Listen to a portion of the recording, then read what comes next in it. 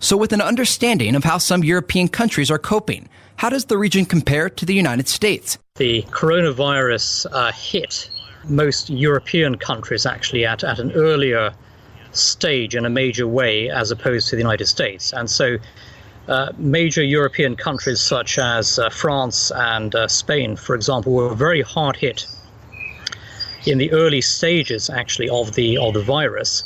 And so the European response certainly, I think, was ahead of that of the United States, simply because Europe was really on the front line of the impact of the virus back in March.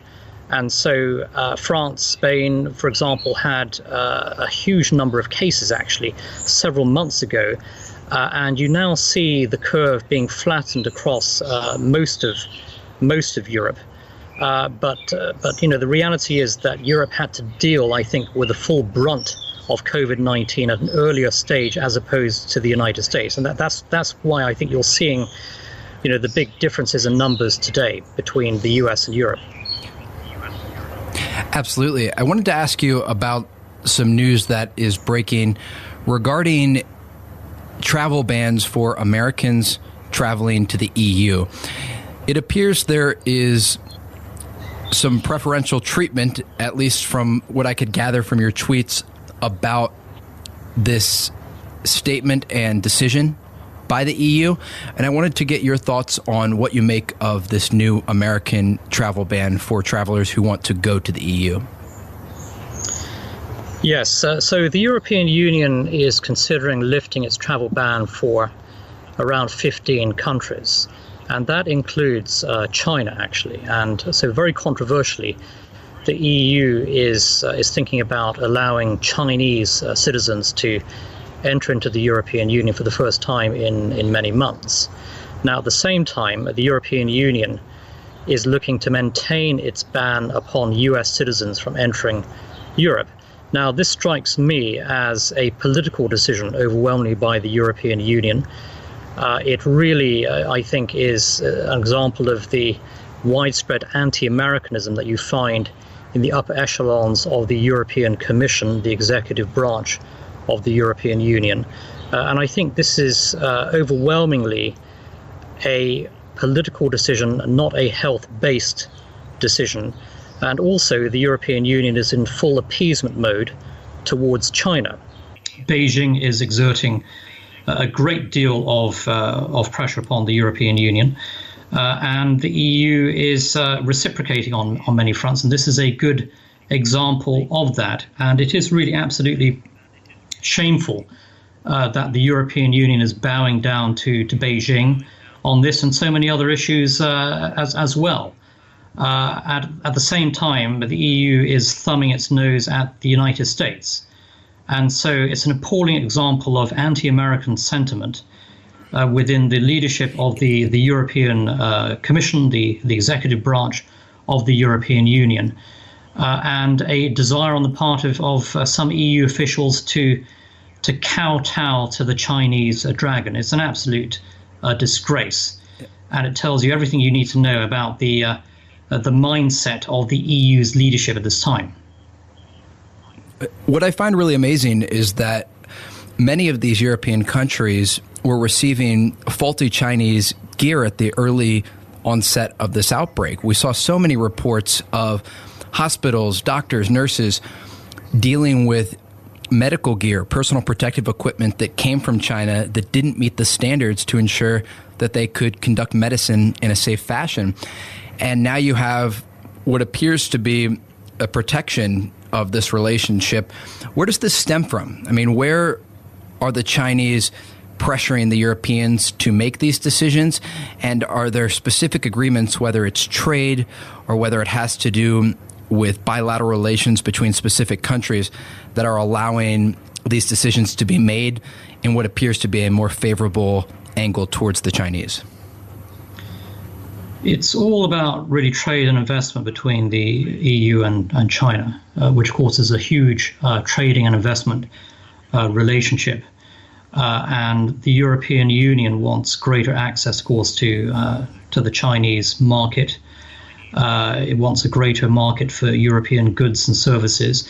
And so it's really overwhelmingly about the economics here for the European Union. Also, of course, Chinese biggest technology company, Huawei, has made very significant inroads into European markets over the last 2 decades. And so Huawei has become a massive player in the 5G telecommunications drive across Europe. And so on so many fronts, the Chinese government has attempted to establish a larger and larger foothold in many European countries. And frankly, the Chinese government exerts increasing influence within Europe on many fronts. And when it applies major pressure campaigns like the one we're seeing now over the issue of Chinese citizens being able to travel to Europe, the Chinese are often successful in reaching their goals, because the Europeans are willing to bow to Chinese pressure in order to maintain the huge economic relationship that the EU has with China. So it is very sad to see this appeasement mindset deeply embedded within the EU's top institutions, and at the same time, of course, I think many EU officials harbor an animosity towards the United States, especially towards the present US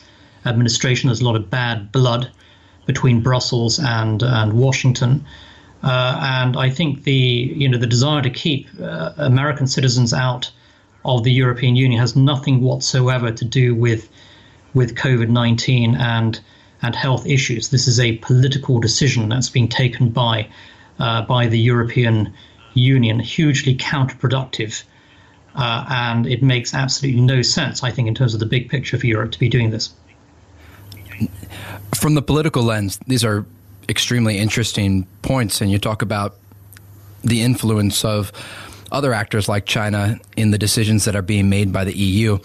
I do want to shift gears to the medical lens and what American hospitals and doctors can learn from the EU and these countries that have already lived through the first wave of the pandemic. You see many states in the U.S. still dealing with their first waves, others entering what appears to be a second phase of the virus.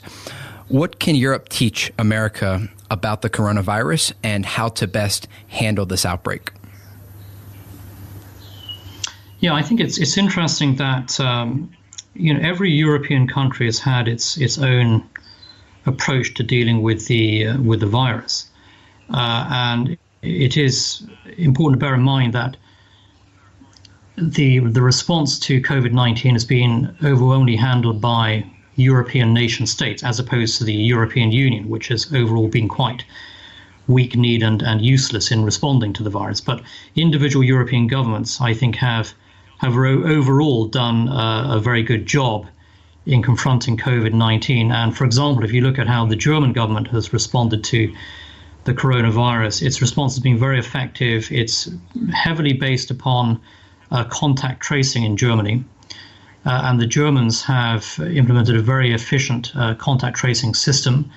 And they've been able to make major inroads actually in limiting the impact of the virus, and many other European countries have gone down the same path here.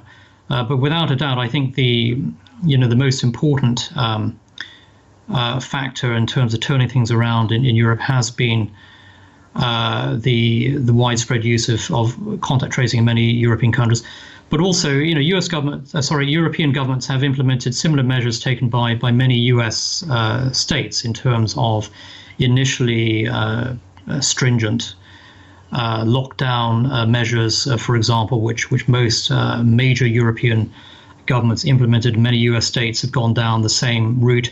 I think that the United States faces a bigger challenge in the sense that the geographical area is so much bigger than it is in Europe.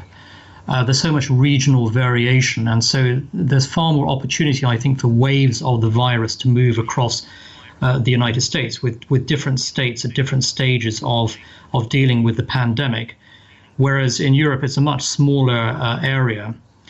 and I think it has been easier for European governments to contain the overall spread of the virus.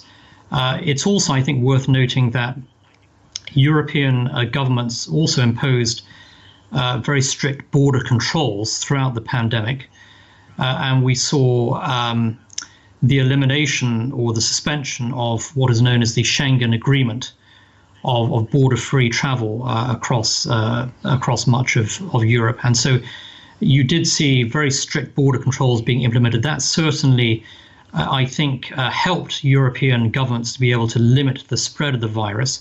And of course, in the United States, states are not able to implement those kinds of stringent border controls. And so the virus spreads more easily across the United States. So it's a different picture in Europe, where you're dealing with a large collection of nation states who have suspended border-free travel. In the United States, of course, there's free travel across the US, and so it's certainly harder for US states to be able to prevent people from moving from one state to the other if they're carrying the virus. You've been listening to Nile Gardiner, the director of the Thatcher Center at the Heritage Foundation. We'll be right back.